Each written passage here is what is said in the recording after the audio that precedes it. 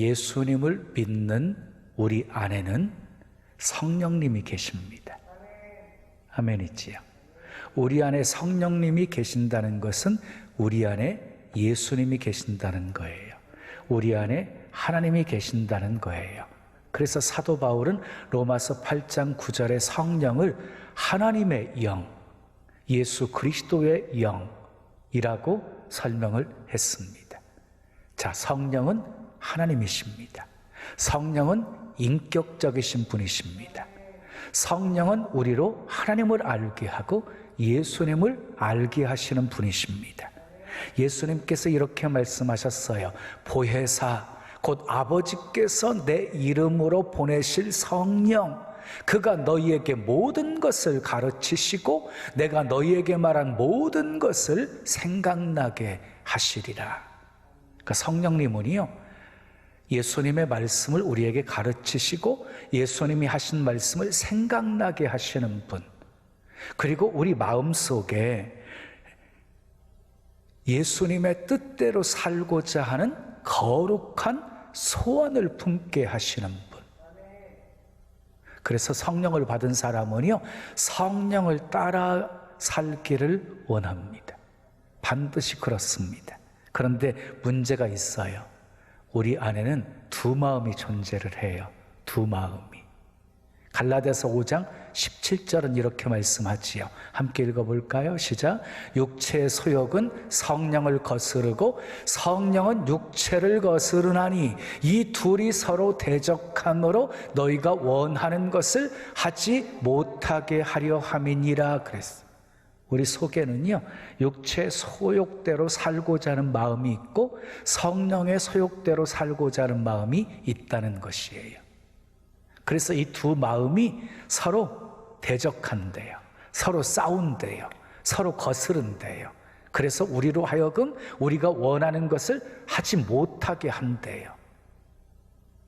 자, 또 로마서 8장 우리 6절 말씀을 보면은요, 이런 말씀이 있어요. 함께 읽어요. 시작.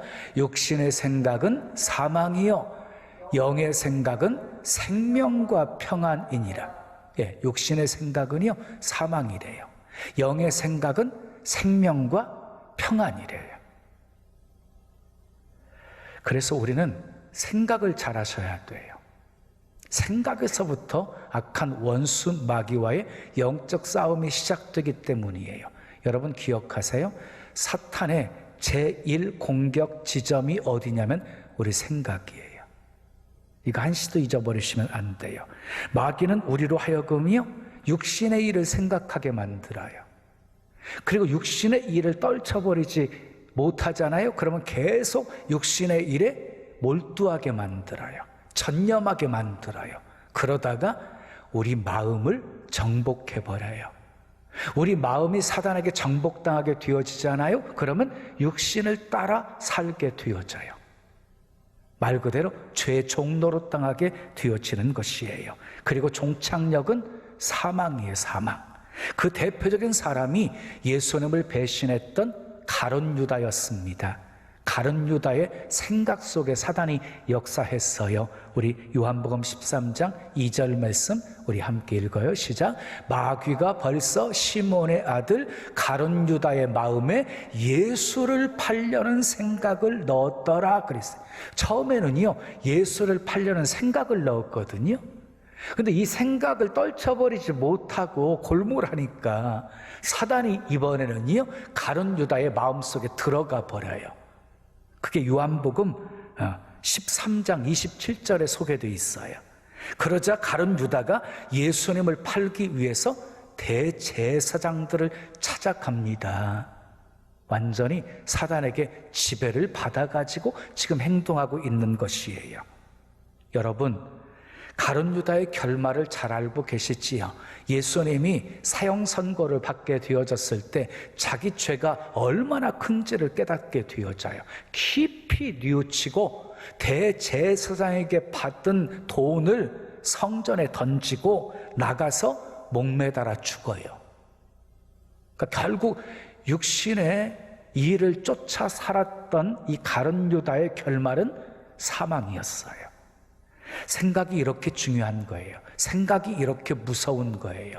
갈라디아서 5장 16절 말씀 읽어요. 시작. 내가 이르노니 너희는 성령을 따라 행하라. 그리하면 육체의 욕심을 이루지 아니하리라. 그랬어요. 육체의 욕심을 이루지 않을 수 있는 비결이 소개되어 있지요. 성령을 따라 행하면 된대요. 성령을 따라 행하면 육체의 욕심을 이길 수가 있다는 것이에요. 여러분, 우리 의지 가지고는요, 육체의 욕심을 결코 이길 수가 없어요. 노름하는 사람이 다시는 노름하지 않겠다고 도끼로 손가락을 잘랐어요. 그런데 얼마 안 있어서요, 다시 발가락으로 노름한다는 말이 있어요. 그러니까 이만큼 우리 의지로는 죄를 이길 수가 없다는 것이에요. 자, 육체의 욕심을 이기려면 성령을 따라 행해야 되는 겁니다. 성령을 따른다는 말은 성령께서 이끄시는 대로, 성령께서 인도하시는 대로 라는 의미를 담고 있어요. 그리고 여기서 행하라 하는 동사는요, 현재 시제 동사로서 한 번만 행하는 행위가 아니라 계속해서 행하는 동작의 상태를 의미하는 것이에요. 따라서 성령을 따라서 계속 행하라, 성령의 인도하심에 계속 순종하라, 이런 의미가 있는 거예요. 그러면 육체의 욕심, 육체의 욕망을 이루지 아니하게 되어지고 성령의 소욕대로 살게 되어지고 하나님의 뜻을 이루면서 살게 될 것이라는 것이에요. 사랑하는 여러분, 끝까지 성령을 따라 행하십시다.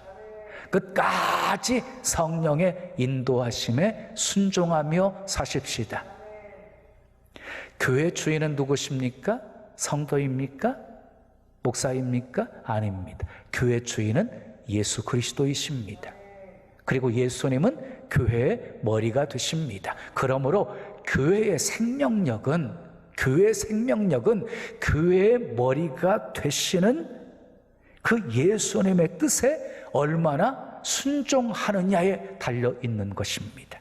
그러니까 예수님의 뜻에 순종하면 순종할수록 건강한 교회가 되어지는 것이에요. 그런 면에서 안디옥 교회는요, 참으로 건강한 교회였어요. 왜냐하면 성령의 인도하심에 순종하는 교회였기 때문이에요.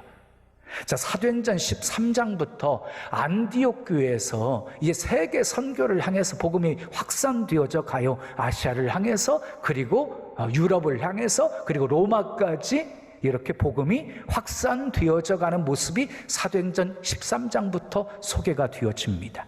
그런데 그 시작이 오늘 본문 말씀이에요. 오늘 본문은 이 바나바와 사울을 성령님께서 직접 말씀하시면서 선교사로 보내라고 말씀하시는 장면이 기록되어져 있어요. 성령이 인도하고 계십니다. 본문 2절 말씀 함께 읽어요. 시작. 주를 섬겨 금식할 때에 성령이 이르시되 내가 불러 시키는 일을 위하여 바나바와 사울을 따로 세우라 하시니, 누가 말씀하셨다는 거예요? 성령이 말씀하셨다는 것이에요. 바나바와 사울을 따로 세워서 그들을 선교사로 보내라 하고 주님 성령이 말씀하신 것이에요. 여러분, 성령은요, 안디옥 교회에만 말씀하시는 분이 아닙니다. 성령의 인도하심을 구하는 교회는 성령님이 항상 말씀을 해주십니다. 중요한 것은 성령이 말씀하실 때 그것이 성령의 음성인지를 분별하는 것이 중요한 것이지요. 자, 성령님께서 안디옥 교회에 육성으로 말씀하신 것은 아닐 거예요. 예배를 드리는데 갑자기 하늘문이 열리면서 바나바와 사울을 선교사로 파송하라, 이렇게 육성으로 들리지 않았을 것이다. 안디옥 교회 지도자들의 마음속에, 성도들의 마음속에 이제 교회가 성장을 했으니까 땅끝까지 복음이 전해져야 되니까, 그러면 우리 교회가 선교사를 보내야 되는 것 아닙니까? 그 적임자는 바나바와 사울입니다. 이런 마음이 들게끔 성령이 그 마음속에 역사하셨다는 것이지요. 중요한 것은 안디옥 교회 모든 성도들은요, 성령의 음성을 들을 수 있는 귀가 열려 있었다는 것이에요. 우리도 안디옥 교회처럼 성령의 인도하심을 받기 위해서는 성령의 음성에 귀를 기울여야 합니다. 성령님께 물어보셔야 됩니다.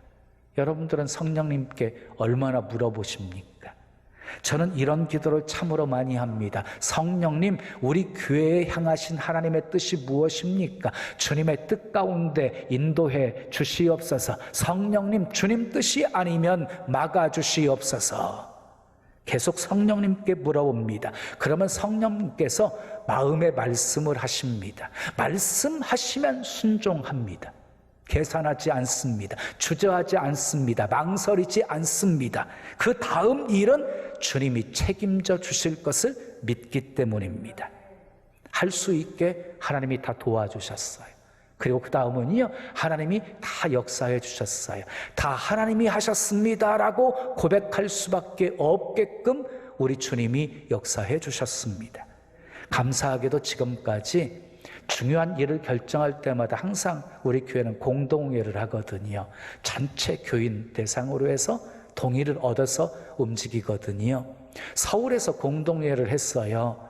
이제 구룡단에서 22년 목회하다가 서울 병점, 화성 병점으로 오는데 땅을 놓고 이렇게 기도하면서 공동회를 했어요.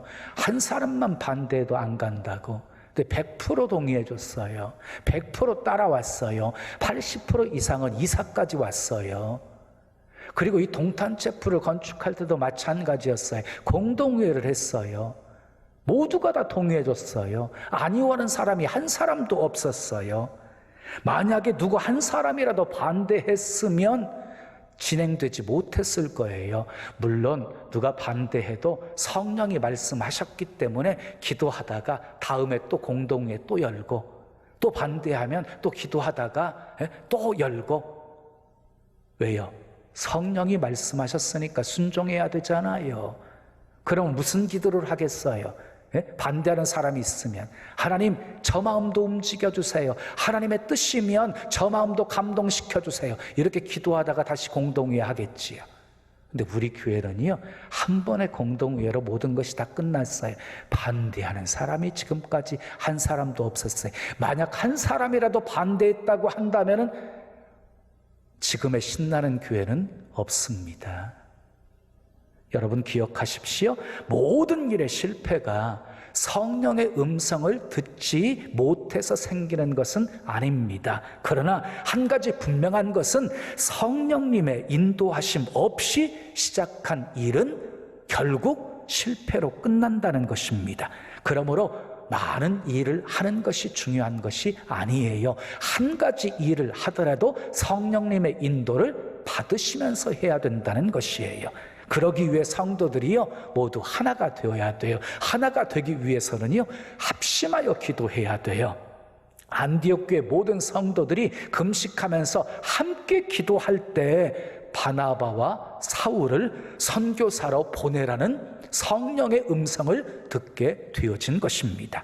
그들 중에 반론을 제기했던 사람은 한 사람도 없었습니다. 자, 요한복음 17장은요, 예수님께서 드린 기도예요. 잡히시기 바로 전에 제자들을 위해서 기도하신 거거든요. 근데 핵심 구절은 22절이에요. 함께 읽어볼까요? 시작. 내게 주신 영광을 내가 그들에게 주었사오니 이는 우리가 하나 된 것 같이. 여기서 우리는 삼위일체예요. 성부, 성자, 성령이 하나 된 것 같이 그들도 하나가 되게 하려 함이니이다 그랬어요. 예수님은 제자들이 큰 일을 하게 해달라고 기도하지 않았어요. 많은 일을 하게 해달라고 기도하지 않았어요. 세계 선교를 감당하게 해달라고 기도하지 않았어요. 제자들이 하나 되게 해달라고 기도했어요. 하나가 되면 성령께서 마음껏 역사할 수 있었기 때문이에요. 성령께서 역사하면 큰 일도 많은 일도 그리고 세계 선교도 다 감당할 수 있었기 때문이에요. 그래서 예수님은요, 제자들이 하나 되기를 간절히 기도하신 것입니다. 자, 안디옥 교회는 성령의 역사로 이방 선교의 사명을 잘 감당해요. 자, 성령님께서요, 이 안디옥 교회 성도들을 통해서 일하기가 수월하셨던 것이 안디옥 교회 성도들의 마음이 다 하나가 되어 있었기 때문이었어요. 하나가 되어 있기에 모든 성도들이 성령의 음성을 들을 수 있었던 것이에요. 그리고 또 한 가지는요, 안디옥 교회가 성령의 인도를 받을 수 있었던 것은 성령의 음성에 순종했기 때문에. 자, 안디옥의 복음이 전해졌어요. 자, 이방인들이 많이 예수님께로 돌아오게 되었어요. 그 소문이 예루살렘 교회까지 퍼졌어요. 예루살렘께서 그 소문을 듣고 바나바를 보냅니다. 바나바가 안디옥에 와서 복음의 놀라운 역사를 보고 다소에 가가지고 사울을 데리고 와서 함께 사역을 해요. 함께. 그래서 안디옥 교회 기초를 세우는데 바나바와 사울이 있었고요. 그리고 안디옥 교회 놀라운 부흥의 중심에는 바나바와 사울이 있었던 거예요. 그런데 성령께서 이 안디옥 교회에서 가장 중요한 두 사람을 선교사로 보내라고 말씀하신 거예요. 한 사람도 아니고 두 사람 다 보내라고 하신 거예요. 그때 안디옥 교회 성도들은 어떻게 합니까? 3절 말씀을 우리 함께 읽겠습니다. 시작. 이에 금식하며 기도하고 두 사람에게 안수하여 보내니라. 그래서 여기서 이에라는 단어가 나오지요. 이에라고 하는 단어로 번역되어 있는 그 헬라어로 보면은 토테라고 하는데 바로 그때라는 뜻이에요. 바로 그때. 그러니까 성령께서 말씀하시자마자 안디옥 교회 성도들은 금식하고 기도하면서 바나바와 사울을 선교사로 보냈다는 것입니다. 성령님의 말씀에 조금도 지체하지 않았습니다. 성령님이 말씀하시자마자 곧장 순종했습니다. 이런 순종이 있었기에 성령께서 안디옥 교회를 통해서 놀라운 선교의 역사들을 이어가신 것입니다. 여러분 기억하십시오. 순종이 없으면 결코 성령의 인도하심을 받을 수 없습니다. 순종은 또 믿음이 있어야 가능한 것입니다. 자, 성령께서 바나바와 사울을 선교사로 보내라 하고 말씀하셨을 때 안디옥 교회 성도들에게는 믿음이 있었어요. 그 다음 일은 하나님이 책임져 주실 것이라는 믿음. 우리가 순종하면 필요한 사람 하나님이 보내셔서라도 영적인 새로운 리더를 세워서라도 안디옥 교회를 세워가실 거라는 믿음이 있었던 거예요. 자, 사랑하는 여러분, 우리 인생도 똑같습니다. 성령님이 인도하시는 교회가 있는 것처럼 성령님이 인도하시는 성도가 있어요. 성령님의 인도를 받는 교회가 승리하는 것처럼 성령의 인도를 받는 성도가 승리하는 인생을 사는 것입니다. 여러분의 인생은 성령이 인도하시는 인생입니까? 아니면 여러분의 계획과 생각이, 아니면 감정과 욕심이 여러분들의 인생을 인도하고 있습니까? 다윗은 이렇게 고백합니다. 여호와는 나의 목자시니 내게 부족함이 없으리로다. 그가 나를 푸른 풀밭에 누이시며 쉴 만한 물가로 나를 인도하시는도다. 내 영혼을 소생시키시고 자기 이름을 위하여 의의 길로 인도하시는도다. 이 구절 속에요, 인도하신다는 말이 2번이나 소개되어 있어요. 자, 예수님은 우리의 목자이십니다. 우리를 인도하시는 분이십니다. 우리를 푸른 풀밭에 누이시고 쉴 만한 물가로 인도하십니다. 우리 영혼을 소생시키시고 우리를 의의 길로 인도하시는 분이십니다. 그런데 때로는요, 성령께서 우리를 음침한 사망의 골짜기로 인도하실 때도 있습니다. 자, 여러분, 그때 성령의 인도하심이 분명하다고 생각되어지시면 기꺼이 그 길을 가실 수 있기를 바랍니다. 말씀하신 분이 책임져 주십니다. 성령님의 인도하심이 분명하다면 사망의 음침한 골짜기도 두려워하지 마십시오. 말씀하신 분이 지켜주십니다. 사망의 음침한 골짜기라 할지라도 성령이 인도하시는 길이면 그 길처럼 안전한 길은 없습니다. 그러나 반대로 막꽃이 만발하고 도로는 넓고 평탄한 길이라 할지라도 성령이 인도하시는 길이 아니라면 그 길만큼 위험한 길도 없습니다. 때로는 여러분들 문제를 놓고 금식하면서 기도하시는데 성령이 뭐라고 말씀하지 않으십니까? 그때 어떻게 해야 될까요? 성령이 말씀하실 때까지 기다리면서 기도하셔야 합니다. 기다리면서 불순종한 것이 떠오르면 회개하셔야 되고, 순종해야 될 것이 떠오르면 순종하셔야 되고, 아멘 합시다. 용서해야 될 사람이 떠오르면 용서해야 되고, 섬겨야 될 사람이 떠오르면 섬기셔야 되고, 내려놓아야 할 것을 생각나게 하시면 다 내려놓으셔야 합니다. 성령은 내 시간표에 맞춰서 말씀하시고 내 시간표에 맞춰서 나를 인도하시는 분이 아닙니다. 주님의 시간표에 맞춰서 내게 말씀하시고 주님의 시간표에 맞춰서 내 삶을 인도하시는 분이십니다. 그러므로 언제까지입니까? 이런 질문은 하지 마십시오. 이런 질문을 한다는 것은요, 조급해하고 있는 거예요. 여러분, 마음이 막 조급해지잖아요. 그러면은요, 환경 따라 움직이게 되어집니다. 눈에 보이는 것 따라 움직이게 되어집니다. 감정 따라 움직이게 되어집니다. 성령이 말씀하실 때까지 기다려야 합니다. 성령이 말씀하시면 곧장 순종해야 합니다. 그 길이 음침한 사망의 골짜기라 할지라도 순종하십시오. 수많은 믿음의 사람들이 성령의 인도를 받아서 음침한 사망의 골짜기를 지났습니다. 이러다가 끝나는 것 아닐까? 이러다가 정말 죽는 것 아닐까? 두려움이 엄습해오는 순간들도 있었습니다. 그래도 성령이 인도하시는 길로 가야 합니다. 그 길이 사는 길입니다. 그 길이 승리의 길입니다. 그것이 그 길이 하나님의 영광을 증거하는 길입니다. 사랑하는 여러분, 성령님은 우리 안에서 분명하게 말씀하십니다. 무거운 인생의 짐을 지고 가는 그 순간에도 성령님은 우리에게 말씀하십니다. 너무 힘들고 어려워서 다 포기하고 주저앉고 싶은 상황 순간에도 성령님은 우리에게 말씀하십니다. 그런데 성령님은요, 말씀만 하시는 분이 아닙니다. 우리를 도우시는 분이십니다. 아멘. 낮의 해와 밤의 달이 해치 못하도록 우리를 지키시는 분이십니다. 어떤 환경도 어떤 환난도 고통도 빼앗아갈 수 없는 평안을 주시는 분이십니다.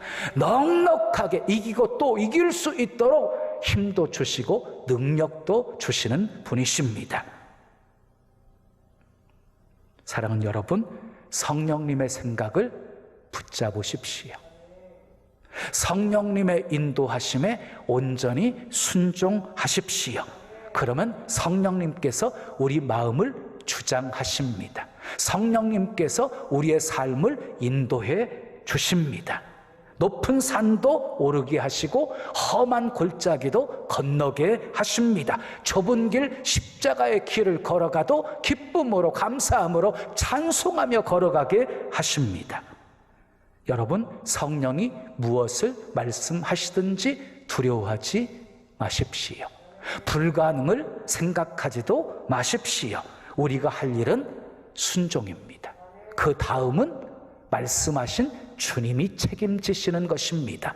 순종은 우리가 하고 역사는 하나님이 하십니다.